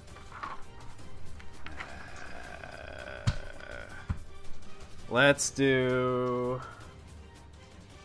Yeah, that's not... No, you know what? Let's do persistent damage on him. Okay, so you sit there and as you more persistent hit him, damage. as you hit him, it doesn't seem to do quite as much damage, but you see the fire itself intensifies, GM, which is really not going to make... I did persistent damage the last time. Did you take that into consideration? I did take that into account. I rolled 3 times. You are currently doing 1d4 damage, and now Elias is doing 1d4 damage. So one of them is taking 2d4 damage at the beginning of his turn. At the beginning of his turn, it's Zulta's turn, who's being manhandled by one of the... Or pig-handled? I don't know. Pig manhandled? Yeah. Swine salted? All right, sorry. I'm sorry. I'm sorry. I'm sorry. I agree with it in my head in chat. Adventuring is not consent. Yeah. Hi. Wait, what did I miss? While I'm grappled, can I activate a boon while I'm grappled? Grappled means your speed is 0, so you can't move. Okay. You can use anytime you have a bane inflicted upon you, you can use your movement to the bane, which is just a flat d20 roll, 10 or higher. You resist the bane, which would be you getting out of this grapple. So if you wanted to use your movement out of the grapple, you could. The special thing with grapple is if you resist it, you get 15 feet of movement for free. But then you're still grappled. So what would you like to do? I think I'm going to chance it, and I'm going to try to electrocute this pig monster that's holding me. Okay. You can still invoke a boon if you wanted to. Like that is grappling would not prevent you from doing that if you wanted to do that. It just stops you from moving. Yeah, I'm just hoping that they won't kill me before the rest of the party kills them. Okay. I'm also demoralized, so what does that do? Just disadvantage 1 on the attack. Feel really roll. bad about yourself. Okay. So, yeah, you feel you're sitting there going, "That was stupid." Yeah, I my should've used esteem the right now lightning bolt." sucks. Yeah. Okay, 18 to electrocute the monster holding me. Well, it definitely hits him. He takes 3 damage. As you sit there, as he's holding you, you just kind of get this little glint in your eye, and you go, "Really?" And you watch him kind of writhe with pain as the electricity courses through his body, but he still maintains his grip. And then, and it is then his can turn. I use my speed to? Yeah, go Get ahead. away yeah. So then I want to. to roll that, you just click on any one of your defenses: resolve, toughness, or guard. It's the same roll. Just click on one of them. I got 10. Yes. So the bane is removed. You're able to sit there and wrestle your way out. You have 15 feet of movement. Yes, if you want to try and get away from them. I'd like to try to get away from this horrible creature. Okay. Now, one thing you would know, you will get an opportunity attack if you go outside their range. Okay. So the dude without a spear is not going to bother trying to take a swing at you, but yours is. As you go, he's going to try stabby. How's a 28 sound? That sounds like I'm dead. All right, so you guys watch as she wrestles her way out. She starts running, and one of the moblins reacts as quickly as possible and stabs her right in the back. You guys watch her eyes flare up and then go kind of hurt, and she falls down to the ground unconscious, but still breathing. That ends her turn. It is Moblin turn. You see her as a threat. The one that's missing his spear picks up his spear, and then runs over to the little girl that took his spear away and is going to try and stab her. Compared to him, he's gonna take a swing at you, Cass. Oh shit. How does a 31 sound? Jodie, please. My guard is 16, so. So I'm sorry, I'm the hero of the campaign. They're all going to die. So that's. It was nice to meet you, cool flaming guy. It's all right. I needed. Oh, I probably should. Thank you for reminding me. I forgot to roll their damage. It'll be 31 minus your guard. So you said 16, right? So it'd be 15 damage. And as he does that, he stabs. As he stabs at you, as he pulls it out, he hits your wrist, and your hook shot clatters away, 15 feet away. Not just do that, my friends. She just went Super Saiyan. I mean, that's about what's just about to happen. Not gonna lie. 3 is 7. I have to do math.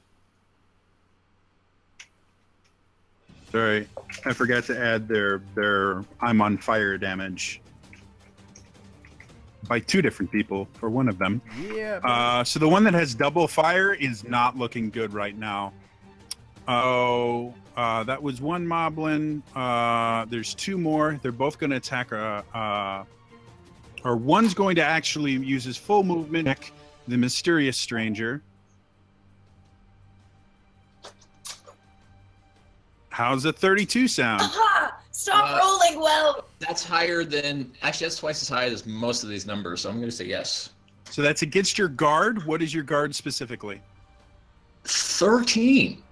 13. Okay, so that is going to be 19 damage to you. Oh, you almost one shot at me. That was nice. That was nice. Are you still conscious? Yeah, I'm 5. Okay. I'm at a 3. Then you are, as you sit there and you feel it pierce your skin, you suddenly feel this overwhelming feeling of terror. And you are now inflicted with the Fear Bane. Gosh. Ignore the roll. But that's the description. Okay. Got it. Understood. And then the third one's going to take an attack at Aruna. He's gonna roll like a What 67. the heck? That's Ew! a 47. Just barely hits. Are you conscious? 47? No. I don't have 30 health. So as you sit there, he comes towards you and realizing that your tough hide is going to be difficult to do anything. He flips the spear around and smacks you across the temple, and you feel your vision swim around hard, unconscious. That is the end of their turn. Cass, your hook shot has been taken away. It has, and What I would am you like not to do? happy about it. Two of your friends are unconscious. I still have 2 daggers, mother trucker. And I would like to use one of my legend points. Okay. To take those 2 daggers and be like, your face. Ah! Okay. So attacking while dual wielding gives you advantage 1 already. So you will now have advantage 2. I mean, what? Go ahead and roll. Hang on, sorry. No, I was just laughing that I have. I hope this does well. Are you serious? I only got a 19.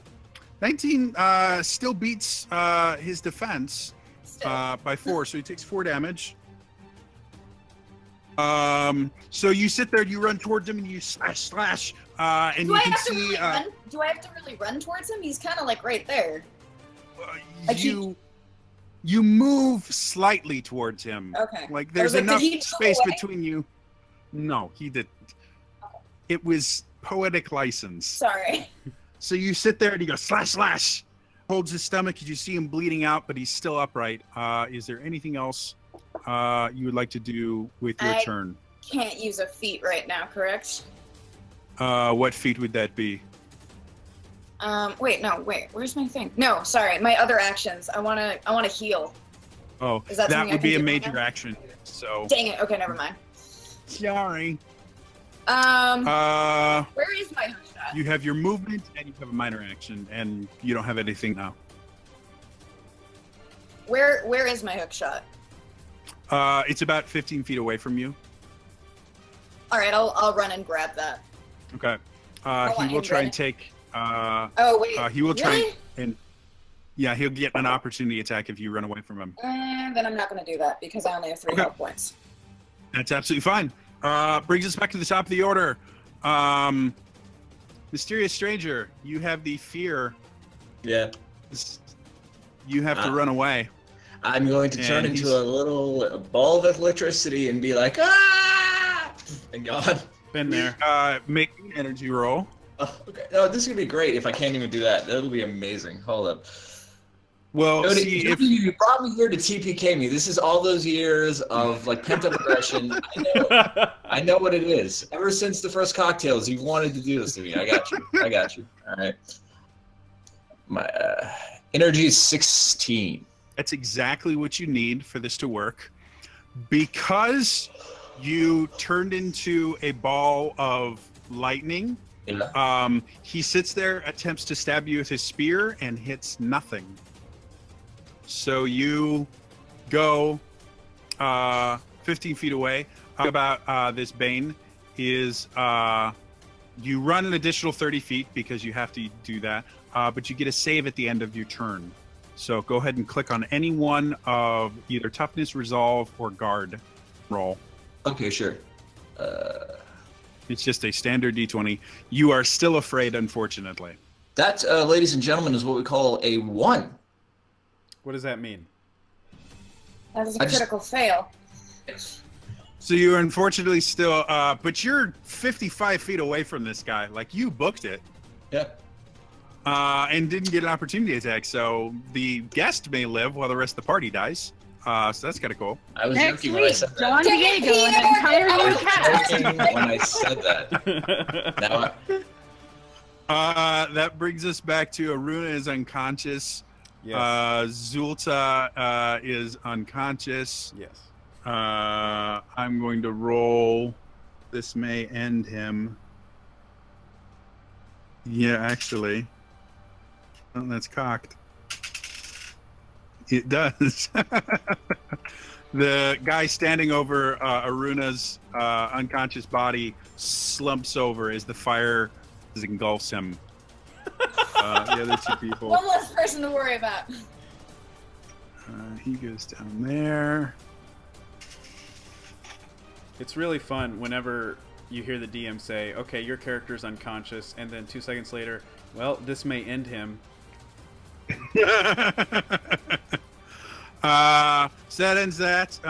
As that is happening, however, you guys see a flash of green as Colin comes in and attempts the one that's attacking Cass. Having gone to run for his sword, he came back. All he has is a sword. And as he swings it, you notice that he does not look good at using it. And I'm going to use this one. Yeah, that makes sense. I'm going to give him disadvantage 1, unfortunately, because he doesn't know what he's doing. Sorry, I talk to myself. It keeps me insane. So he does hit the one that is attacking Cass, and he looks really, really rough. He looks like a stiff wind will throw him over. And he kind of positioning himself in a way that will keep himself in between Cass and the creature. The Moblin decides that he would be awesome as a ornament on his spear. And so he's going to take a swing and hits him. And you notice that he gets smacked with the spear and just gets knocked down immediately, kind of clattering across the ground. But he takes the hit. The other one is going to make a run towards fireballs at people. But he gets up to you, and that's all he's able to do. That brings us back to Cass. All right. Cass, what do you want to do? This jerkhole who has now like taken out 2 people in front of me. Mm-hmm. I would like to use a bleed out bane on him. Okay. So that will cause him to take damage. Banes themselves, or to think of them as debuffs. Oh, okay. They don't actually. If you roll 10 above his guard, you can put a bane on him for free, and then do 10 damage on top of it. Okay, I'll just do a dagger strike again with my daggers, and I'm going to use my other legend point because I have 3 health, and I'm a little scared by that. Does that mean I still get 2? Yep. Anytime you're dual wielding, you will always have advantage 1, and then the legend point adds another advantage. Come on. 31! He doesn't exist. It's sucked into a black hole. He had 3 hit points. So you watch as, well, how do you want to do this, Kiri? So he put himself in front of me. He, like, falls down. And then it's like, how much bigger is this thing than me? Probably you come up to its chest, like right below where his pecs would be. Okay. Like solar plexus area. Sorry about this, Colin, but I'm gonna like briefly use Colin to like step up and kind of just leap and dig these fucking things in his neck. Just be like, ah! Colin, sitting there, sprawled on the ground, sees you, kind of realizes what you're doing. Braces himself as you step.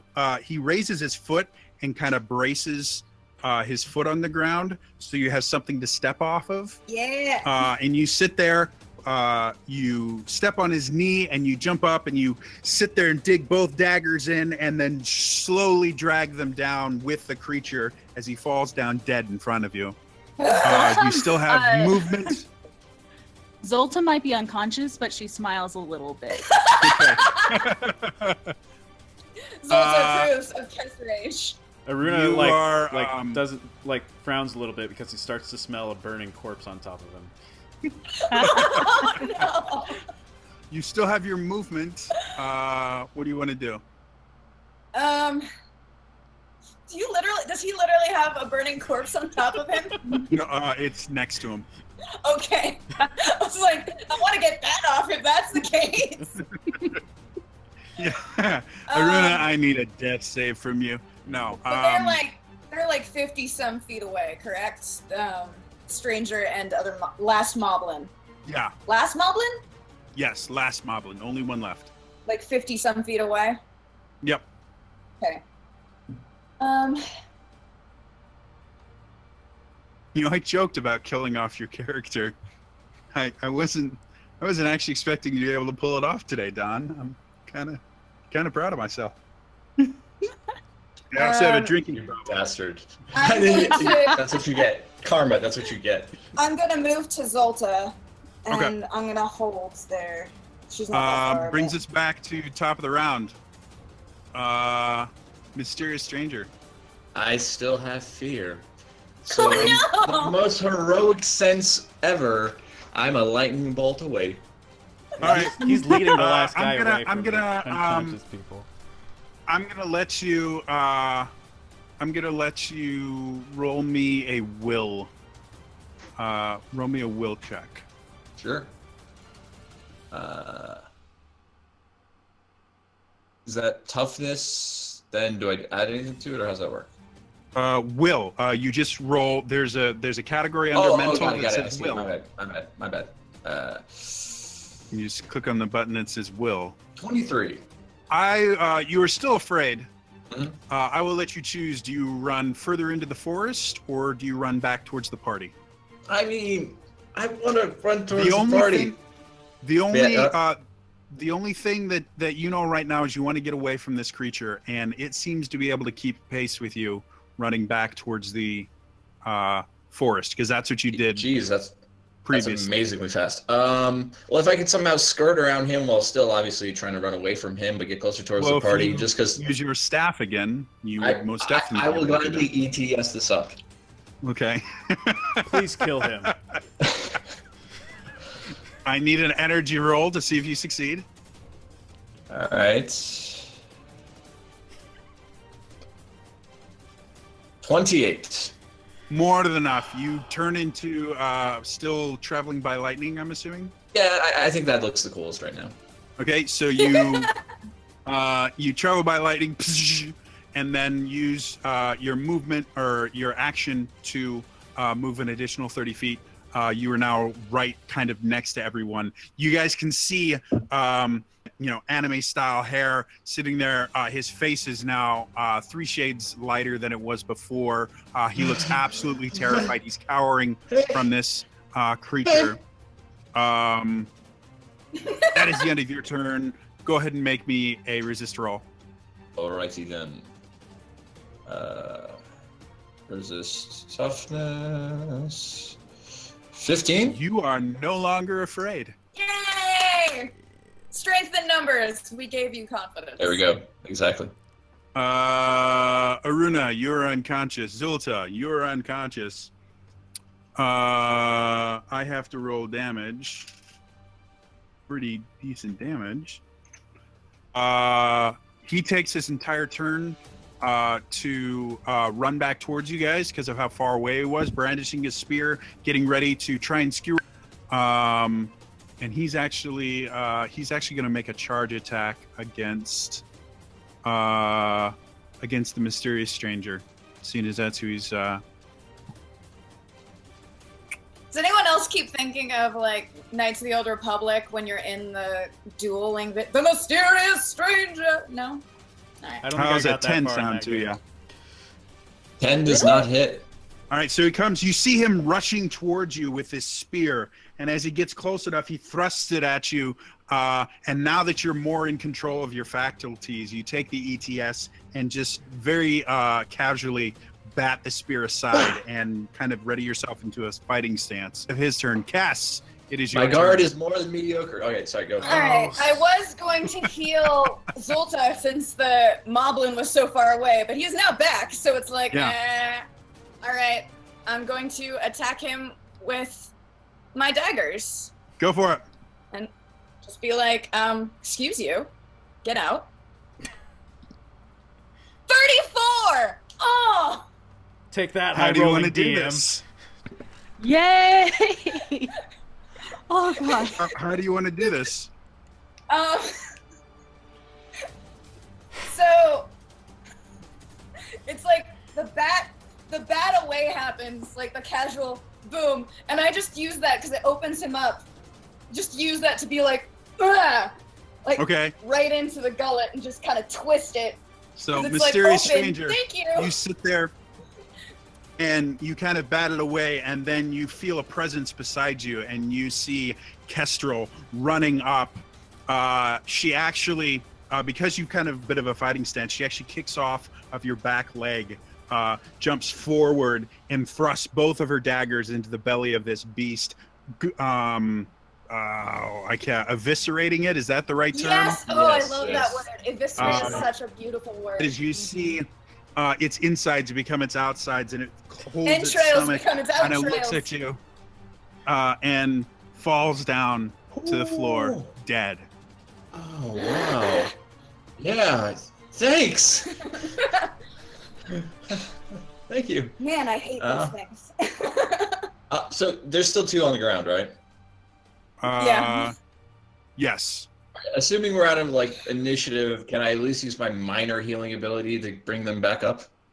So the way that Open Legends works is if you have like 5 minutes between battle, you are back to full hit points. Oh, okay. So you can use your healing abilities to kind of help them get up, and Kess will probably go over and set broken bones and other things, use smelling salts, whatever she feels like, and gets everyone to the position. So about 5 minutes has passed as you guys have all patched each other up. You see that Colin is still a little bit shaken. I'm gonna go pick up my hook shot. Did we win? Yeah. As long as Kess is still over me when I wake up, I'm gonna be like, "You were mean to me," and then I'm gonna get up and walk away. Oh. You'll live. So I'll after taking. Yeah, go ahead. Sorry. No, I just say literally. I'll take a moment to gander out at the scene we have here, and I'll just kind of be like, Azora? Ashika? A Goron? Wait, this is like they exited a tavern? This is like the beginning of a joke. Oh, this is great. I liked you better when you were lightning. Could you turn into lightning again? I mean, it's kind of. I mean, I could. Sure. I'll bamf and bamf back if you want me to. Okay. So he does. Shot damage? No, it was just he just took it away from you. That's all it was. So you focusing on, since you're not in the middle of combat, you don't have too much difficulty. Sit there focusing, and you transform yourself into lightning and travel up here. Zulta, coming from a family that was very well versed in matching and stuff like that, you have heard of the ability to like that, and some people mastering that ability. You have never heard of the ability to transform G and move very quickly. This is something that is unique to you. However, upon looking at the staff itself that you're looking at, or that he's holding, I would like you to roll me a learning check. And Kess, you can actually make a learning check as well, because you would probably know this. Aggressive I'll actually learning. give Kess advantage. Kess, you'll have advantage 2 on this. No Yeah. advantage for me. You'll find out why. Guys, in it a pays second. to be No. a nerd. And I am reloading a hand bomb into my blast basher. 17. Okay. 24. All right. So Kestrel, as you're looking at his staff, something about it seems very, very familiar. The runes themselves seem very, very familiar, and a half second longer than it does Zulta, which you recognize those from your magical training. Those are Hylian magic runes. Which you were taught, those specific runes you have seen before. Never in this particular combination, and never on a staff. You guys both kind of get this feeling of kinship with this person, and you haven't seen, despite the fact that you've seen a little bit of Hylian stuff like there's maybe a Hylane or two in the town, and that you both get the idea that these Hylane symbols are not native to where those are Hylian magic runes from your home. Yes. Take out your notebook. Write those down. I'm way ahead of you. Well, I bet right back. Can I take a little? I'm just gonna walk up with my notebook. Sorry, I love. Would you mind if I just did a quick little etching of? A sketch. Oh yeah, that's no, really pretty. Oh no, it's really awesome too. I mean, I've only had it for a little bit of time now, but like. I mean, really? That's pretty cool. And I just set it on the ground. I'm running my pencil over it to basically take etching through all of my pages. I'm like, so how long have you had it then? That's fascinating. I actually wanted to know like what you did there was really, really cool. Like you guys are, and I look back at the rest of them and I go, you guys are an uncanny assembly of heroes, but you're how did you know how to do that? It was attacking me. I decided to. I know, but like the way you did it. Like, no, I mean, like you're so cool. I mean, I'm a svelte kind of thin guy, so I'm like I can never do anything as acrobatic or as awesome as that. I have the ETS, and I know a couple of things. Hiruna is looking in the sides of the streets. This is someone more manic than I am. He needs to breathe. Zelda goes, shh, let her draw. How did you become energy? Tell me. Step by step.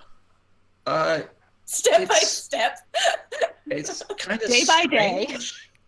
And as you're doing that, mysterious stranger who has yet to introduce himself. Oh yeah. Oh god, I don't care what your name is. Just tell me how to become energy. You suddenly Zelda. also remember what it is that brought you to this place. Oh, yes. There, you had a very strong feeling of a connection or some sort, and you feel it very strongly with these two the Zora and the Sheikah. Not you feel somewhat of a connection with the Goron and everyone else in the town. Right. You feel nothing. I feel nothing. Relatable. I am dead inside of these people. And GM, real quick, I look up at the sky and like, am I where I think I am? Yes, you okay. Personally, you know where you are. Yes. Yeah. Okay. I just want to make sure. Yep. So yeah. Oh, sorry. Real quick. I never introduced myself. Brayak is the name. Nice to meet you all. Do we handshake? Are we handshakes? Do we? Okay. I'll tentatively bring up my hand. I'm like, sure. you manic little creature. You guys are such awesome heroes. Did I say that out loud? Oh. Yeah. When I shake his hand, it's going to have like a little bit of lightning energy. Oh, wow. Zelda! Hey. He's made of lightning. He's fine. Sparks. Oh no, I'm not made of lightning. No, listen. I just long story short. Real quick question. Have you ever felt like the world is broken? Like there's something wrong with it? Sure. Me too. Yeah. Me too. I'm not the only one. Every day. You should be quieter about that. No, I know. Colin starts to stand up and kind of turns to you. Well, obviously you have some conversations to have. And you see him kind of holding his arm a little bit. Smithy, Impa is, and he kind of describes where Impa's house is, and he looks really embarrassed. Yeah. I've got to go, and he runs off. Can you tell the are bird deserted. in the inn to join us at Impa's later? He's gone already. Have I found any sticks? Don't get any tip from me. You let it go. did. What? You found a stick. Yes. You found a stick.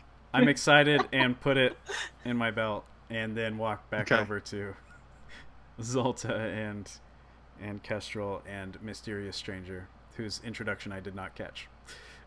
Oh, hi. You're rather large. What's your name? Iruna. What's your name? Iruna. Brayek. Nice to meet you, Brayek.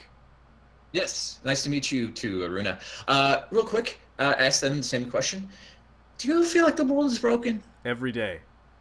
All right. That's just the renowned response of like, yeah. Totally. Okay. Now Existential that I dread want all on the a time. shirt. Do you ever feel like the world is broken? Every day. On a shirt. Existential dread is my Okay, my so norm, really. my hunch was right. My hunch was right. So, long story short, I feel like the world is broken too, but I see it now. I can see it. There's these like blemishes, tears, rips. I don't know what to call them. Oh, before. tears. Like the portals we saw earlier. Portals. Wait, yeah, you guys came out of them. I went through one. So Maybe this conversation should wait until we're not in the middle of the street. Do you want to go back into the inn? Well, you guys are 100% alone. I mean, we are, but I just have this feeling that when Aruna talks, he's like that guy from Parks and Rec, where his quiet I am voice not is whispering. like, ah! I am absolutely not whispering. You know, we've been hunted by shadow hunters before. I don't trust being alone. Okay. Okay. Yeah. So Zoltan do you and I want to and go our back into PTSD. the inn? Sure. You said you have a bird in there? A bird? Oh yeah. Where did Pierre go? Pierre. Well, if we find him, he might be accordion. back soon. Pierre came through a tear too. Yes. GM, the name Pierre, does that have relevance to me? No. He it loves doesn't, Marie. actually. Okay, so just some bird. You're okay. familiar. You're familiar with the name. Like it's not an unusual name. So like, but as right. far I'm just checking. Pierre is not like a world famous bard or anything like that. Okay. He would like you do to not think he is. recognize Life him. goals. I just wanted to know if I saw some singer, but all right, go for it. So all right, I'll walk back. No, he's not. He's not a name that you recognize. Fair enough. Yeah, Pierre came through a tear too, and I'll walk back into the inn and look for him, and we never got to. So you guys all go in, and Pierre is sitting there and goes, "Oh, looks like everything went perfectly.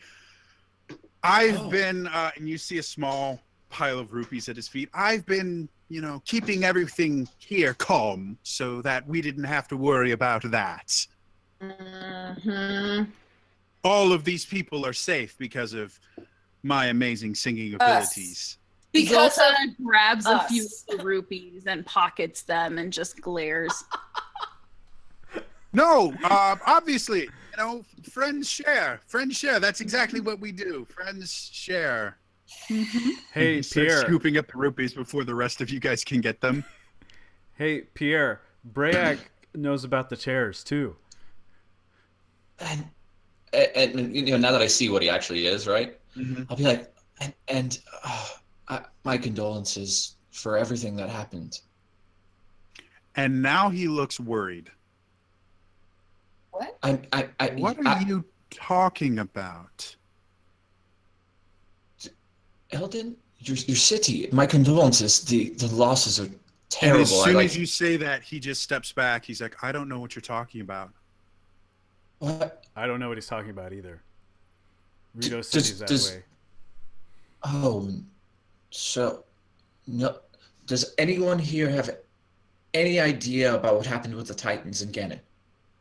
Titans? I know. And about as you Ganon. say that word, you see him like shrink down even more, and you can see fear in his eyes as he just sits down. He's like, "We don't talk about that.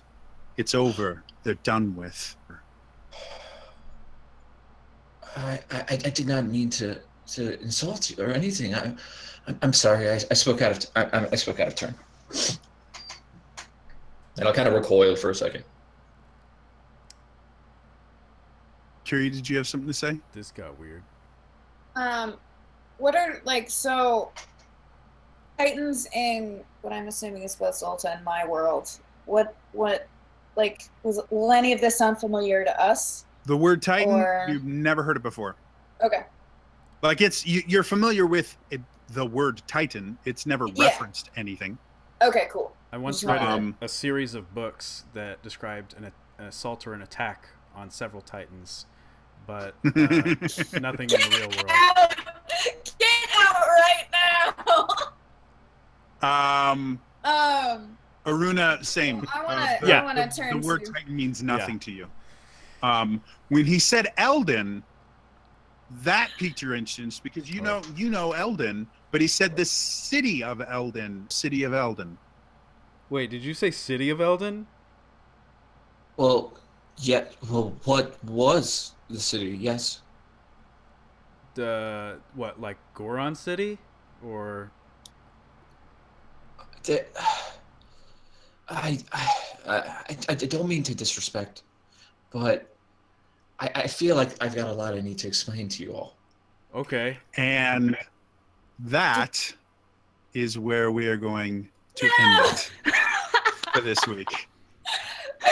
We went a little bit over because we started a little bit late. The curiosity. But I would like to thank our amazing guest, Don Diego. Thank you so much for showing up.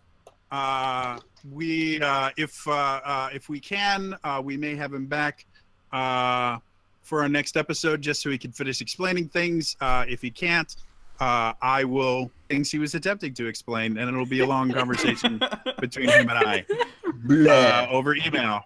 But yes, that's the show for this week. We do run this show every other week.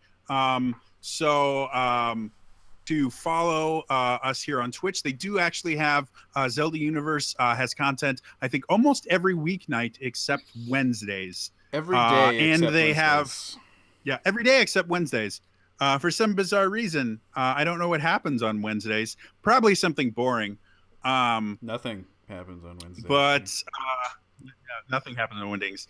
So you're later tonight at 11 p.m. Eastern time. It's the Cody Zone, right? Mm-hmm. So the Cody Zone, where their gamer from down under plays Zelda games. I think the last time I checked, he was playing Zelda games, right? I was playing a Mario game, like an old. Now he's playing a Mario game. It's a coin he's an toss with Aussie. him. You never know. If for nothing else. I mean, that's entertaining enough. He just gets on the stream and just does what he wants and then leaves. It's his thing. Yeah. So anyway, feel free to tune into that. I'm actually going to start with our guest today. Don, if people wanted to stalk you on the interwebs, where would they find you? If you want to stalk me on the interwebs, the easiest way is to go onto Twitter. The Twitter is classy_Don. I've made podcasts. I've made YouTube shows. I've released albums. I do charity live streams with people like Jodie, and I'm genuinely, I think, a pretty classy guy. Excellent. The always more than mediocre Elias, if people want to find you, where would they find you? Here. You find me at Elias Thompson everywhere. You can find me on Zelda Universe Tuesday nights or right here at Realms. And you can find me Wednesday nights, not on Zelda Universe's Twitch, but on another one called Winecraft Wednesday, where we do a Minecraft show where we drink wine. Ilea, if people want to find you on the interwebs, where would they find you? Green-Eyed Trombonist, basically everywhere except Twitter, where it's Green-Eyed T-Bone. But if you want to find me on Twitch, I'm usually hanging out in Hyper RPG's chat room. All right. And then finally, the illustrious Kiri Callaghan. Where can we find you? You can find me on YouTube, Twitter, Facebook, everywhere under Kiri Callaghan. Sometimes I'm on Twitch, but not a lot anymore. I am, however, going to be doing another live stream tonight. It's going to be amazing on Divi Loots, which I'll put the link in the chat. It's going to be hilarious, 8 p.m. Pacific Standard Time. I think we're going to be playing The Play's the Thing, playwrights versus actors, and I think it's going to be hilarious. Also, I wrote a book you should definitely check out called Alice, Alys, The Terranium Chronicles, and it's fabulous. So it's very cool. And I believe this is not privileged information. Feel free to shut me up if it is. You are it is not the Terra Merriam Chronicle. Will not always be the only book in the Terra Merriam Chronicles. I believe you are currently working on the sequel, or not? Yes, I am. Sorry. Okay. Jodie, that was privileged information. There's privileged information. Jodie, you're fired. I am working on the sequel. You're fired. What? No. So yes, she writes more books and things like that, and that's very cool. And again, my name is TrainerJodie. You can find me everywhere at TrainerJodie. I stream on Tuesdays, and I'm going to be streaming on Wednesdays now, every other week, as I kind of transition games and stuff like that. And then I do random karaoke stuff because I like singing, and it helps me deal with my anxiety disorders and depression and all these other bad stuff I have, which tend to kill me. So yeah, follow me on Twitch and listen to me butcher jazz standards and modern pop music in the same stream. Otherwise, like I said, we're going to take yes, we're going to take a very, very short just long enough to make sure that we all have, you know, drinks or anything if we need them. We will be right back. Feel free to get some questions ready. We will answer them. I will have questions for the cast. If they have questions for me, they can ask them for me. But we're just gonna like hang out for roughly, you know, 15 to 30 minutes, you know, just as long as we're able to. Some of us may drop out if we have to leave, but we will be right back, like I said. And like, so Elias, if you want to transition. No, I figured I would just leave it like this while we just get up and move. Yeah, everyone just moves around. We'll be right back. All right.